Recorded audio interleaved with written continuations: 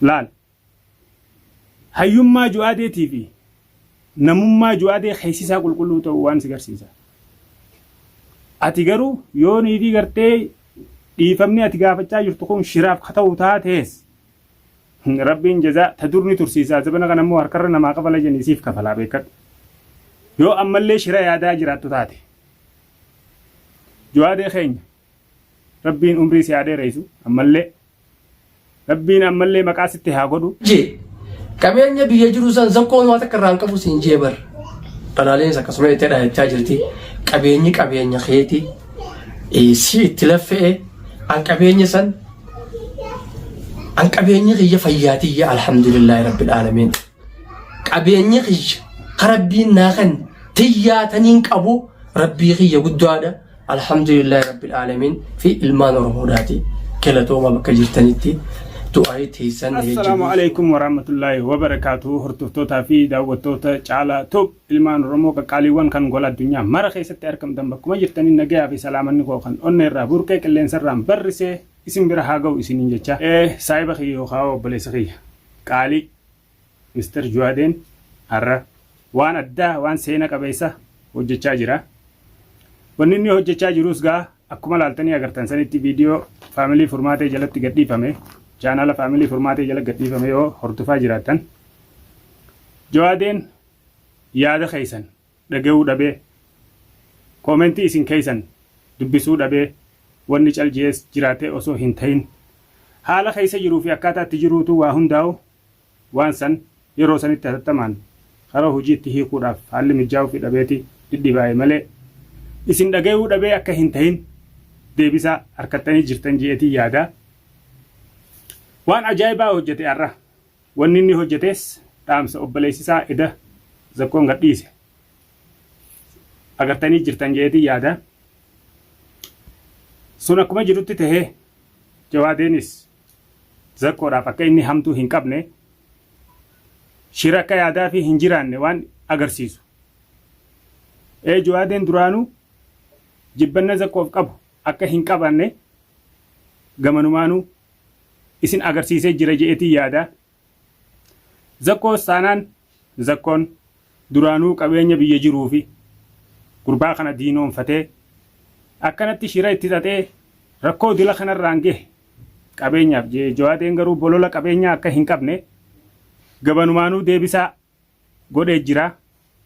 Waan isa keessa jira eenyummaa isaa maalummaa isaa maqaasaa falmatee akka jiruun abdii qabaa jechuudha. Maqaan baduu mannaa mataan duu wayyaa Oromoon jette san har'a itti fayyadamee jiraa jeetii yaada maaliif yoo jettan taate an qabeenya kiyya duraaniis alagattis hin beeku obboleessa kiyya atii kuni qabeenya keetii inumaatu narra siitutti aanee itti laffa'ee na booda biyyattiis qabeenya san irrattis aanee namni itti laffa'aa ture isa akka tahee mirkaneessee jiraa jechuudha. Bolola qabeenya saniif isa firraachi dhiibuuf hin qabu. An qabeenya kiyya fayyaatiyyaa alhamdulillahi rabbil aalamiinii je dhugaa isaati. Qabeenya qabaachuu osoo hin ta'in qabeenya sanirratti rabbiin abbaatti na haa godhuunis du'aa'idha kadhaa rabbiiti. Sikkannee biraa si fuudhuunis ni jirti. Sikkannee nyaachuu afaan si qabuunis ni jirti. Akka hedduu jira. Rabbiin akka fedhe qofaa. Kanaafuu qabaachuu qofaa miti. Abbaa irratti haanii gartee fayyaa guutuu qabaatanii qabeenya san nyaachuunu waan tokko rabbii kadhachuu qabaa jechuudha. Yoo rabbiin si hin fedhe malee qabeenya guddaa qabduu biraa afaan si qaba. Har'a qabeenyaaf jennee obboleeyyummaa hojii dhalootaa san irraanfannee yoo niifi gartee qabeenyaaf jecha waan rabbiin hin feenee fi akka rabbiin hin feene hunda ka walirra daleenu taate kar tokko karaan kun fagoo nun tarkaanfachiisu fagoo nun oofu kun wanni rabbiin hin feene kanaan neessinu kun. Dhuguma keetiin zakkoon dhuguma saatiin onnumarraa if qulqulleessee yoo shirri biraa duuba jiraachuu baatee dhugumaan gartee yaa ilmaan Oromoo ani isinif balleessee obboleessa kiyyattillee balleesseeti dhiifamaan sun dhugumaan taatee kaniifi toobbatee rabbiin araaramuuf taate har'a namni qurrama qabu hin jiru alhamdulillahi rabbil aalamiin janiiti harka lamaan fudhatan malee. Warra cinaa deddeemu ifumaaf if miidhu jiranii jeeti nullee warra Juwaadee cinaa dhaabbatullee edda xiqqisho isaanuma ifiif miidhee jee ture nuti ifin miini dhugaa wajji dhaabbanne arraas boruus fuuldurallee dhugaa wajjin ni dhaabbanna abbaa dhugaa qabu wajjin haadhaa ilmoo maaliif hin taane dhugaa irratti eenyumtuu taanaan dhugaa cinaa ni dhaabbata arrallee ni dhaabbannaa borullee ni dhaabbannaa fuuldurallee ni dhaabbanna yoo dhuguma saniif qulqulleessitee rabbii kee kadhattee gartee karattiin deebi'aa jallina kanarraa hin diriira jettee dhugumaan obboleessa keetii fi ilmaan Oromoollee kaniif dhiifamu gaafattu taate alhamdulillahi rabbil aalamiin baga rabbiin kaniif abaarsa Oromoon si abaaraa jirtu hundaa'u rabbiin inumaatu du'aa si jijjiiree rabbiin si fadha toobbaa ta'e tana eega gartee dhugaanniin toobbadha jette dhugumaan godhii galmaan gahii dhaamsa ji'uun sii qaba zakko obboleessa kee Jawaadeen arra qabeenyaan sin jijjiiruu sin jechaa jira ammallee kagocha dilasan isa goote laal hayyummaa Jawaadeetii fi namummaa Jawaadee keessisaa qulqulluu ta'uu waan si garsiisa ati garuu yoo niifi gartee dhiifamni ati gaafachaa jirtu kun shiraaf ta'uu taatees rabbiin jazaa tadurni tursiisaa zabana kana immoo harkarra namaa qabala jeniisiif kafalaa beekadhu yoo ammallee shira yaadaa jiraattu taate Jawaadee keenya rabbiin umrii si yaadee reessu ammallee rabbiin ammallee maqaa sitti haa godhu eegaman maan ijoollee abdiillee akkuma isin jettanitti abdi gad hin dhiisinii ijoollee fi jaartiin dambii hin qabanii dilii hin qabanii gallakkisii Oromoon siin jechaa turte san har'aan tana eeysuma isaanii itti yaamtee soddaa abdii san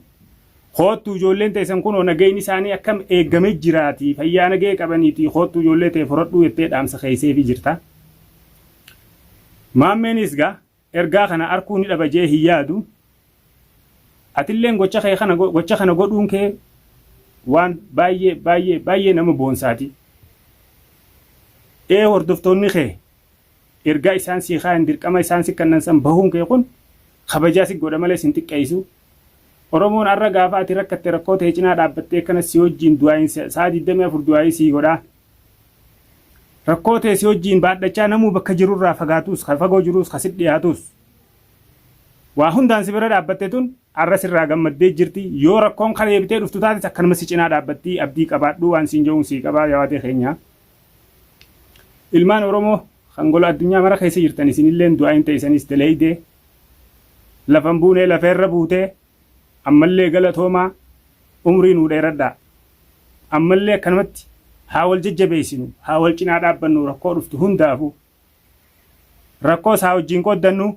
balloo isaa wajjin qooddannu balloo fi rakkoon teenya hundinuu wajjin haa qabaannuun isiniin jaa galatoomaan isiniin jaa anilleen gamanumaanuu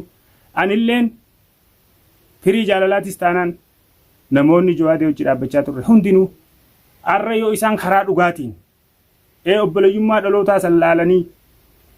zakkoonis if sirreessee toobbatee as deebi'ee jaalala isaaniitiin deebi'an ni gammanna malee gammachuu nuu dabalamtu yoo taate malee faayidaan arraan tana isaan ogguu wal dhabanii Jawaadee cinaa dhaabbannu kana harkannee ogguu isaan walitti araaraman dhabnu hin jirtu takkalleenu numa gammanna malee jaalala isaanii irra gammanna malee diinaaf karaa dhabuu isaanii irratti tokkummaa isaanii jabeeffachuu isaanii irratti itti gammanna malee wanni nu aarsaa wanni nu mufaachisaa takkallee nu hin jirtu angama kiyyaa wanni isiniin jechuu fedhu kana viidiyoo inni gadhiise ijoollee abdiitii wajjin waan ijoolleen jettus hogguun dhaga'u akka malee garaana nyaattee gammachuu fi gadda keessa kiyya kana waan dhagaamee isiniif ibsuufu waan inni isiniin jiru wallaalee ergaa ilmaan Oromoodhaa haayaa jiran san irratti Jawaadeenis waan kana gartee haaya jee godhuu isaatiifis baay'een gammadee isinilleen gammadaadha hamtuu isaan kanaaf ammallee Jawaadeen akka hamtuu isaaniif hin qabne agarsiisa guddaa wanni inni godhaa jiru kun agarsiisa guddaa fakkaattoota akka isaatii fi akka keenyaatiif illee gorsa waan ilma namaatiif jireenya hawaasaa keessatti gorsa tahaa waan namni fakkaattoonni kana irraa barachuu danda'u